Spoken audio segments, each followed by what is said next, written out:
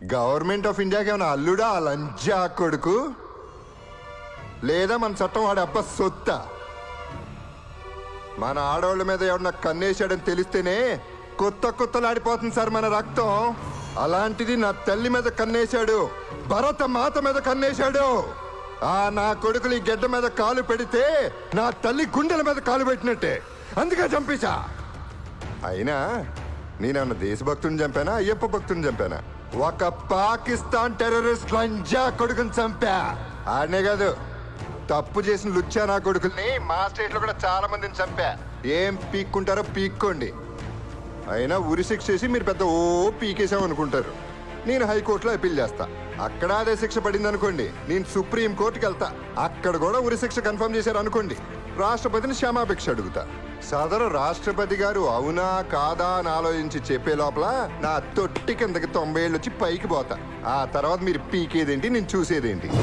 ఇదే కదా సార్ 173 మంది ఇండియన్స్ ని కిరాతకంగా చంపిన హసబ్ గడికి మన ఇండియన్ పీనల్ కోడ్ ఇచ్చిన ఫెసిలిటీ. వాడు మన భారతీయుల్ని చిన్న పెద్ద తేడా లేకుండా కుక్కల్ని కాల్చినట్టు కాల్చడం మనందరం టీవీలో చూసాం. అది నేనే చేశానని వాడు గర్వంగా చెప్పుకున్నాడు. కానీ మన పోలీసులు దద్దమ్మలై, కోర్టులు పనికిరాని పెద్దమ్మలై, ప్రభుత్వం కులం ఓట్లు, మతం ఓట్లు, ప్రాంతం ఓట్ల కోసం శిక్ష వేసి పందుల దొడ్లో పెట్టాల్సిన వాడికి 5 స్టార్ ఫెసిలిటీస్ ఇచ్చాం. అది చాలదని చెప్పి వాడి తరపున వాదించడానికి పబ్లిక్ ప్రాసిక్యూటర్ కూడా మనమే ప్రొవైడ్ చేస్తే ఎక్కడ మండాలో అక్కడ మండదా, ఎక్కడ కాలాలో అక్కడ కాలదా?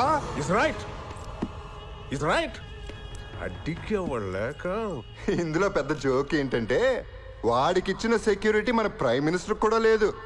పాపం అయిందే ఉందిలేండి, after all prime minister of India. కానీ వాడు టెర్రరిస్ట్ ఫ్రమ్ పాకిస్తాన్.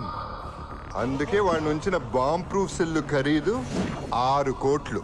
వాడికి ప్రతిరోజు సెక్యూరిటీకి అయ్యే ఖర్చు 8.5 లక్షలు. పట్టుకుని 2 ఏళ్ళయింది. ఎన్ని వందల కోట్లు?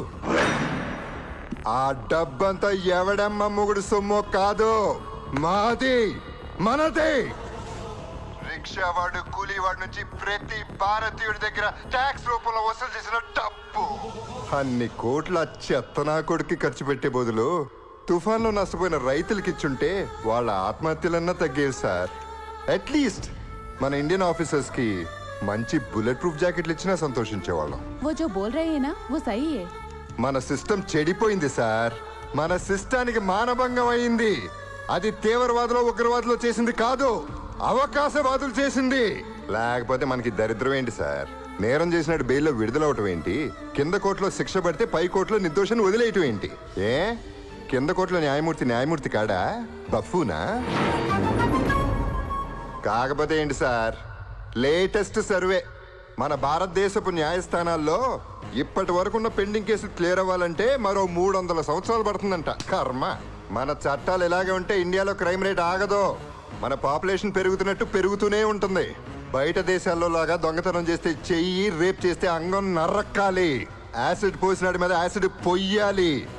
ఇవన్నీ లైవ్ టెలికాస్ట్ లో చూపిస్తే తప్పు చేయాలనే ఆలోచన కంటే ముందు భయం పుడుతుంది, ఉత్స పడుతుంది.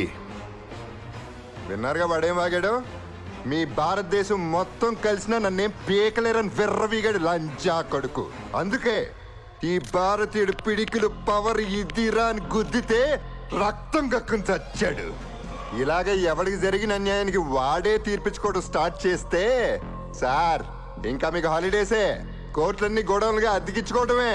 లేదా తప్పు చేసినాడికి ఆన్ ద స్పాట్ శిక్ష పడేలా కొత్త చట్టాన్ని రాసే దమ్ము మీకుంటే ఆ చట్టం మొదటి పేజీ నాబూరు శిక్షతోనే మొదలు పెట్టండి సార్. డిసైడ్ చేసుకోండి. తప్పు చేసినాడిని మీరు చంపుతారా, జనాల్ని చంపుకోమంటారా? Choice is yours.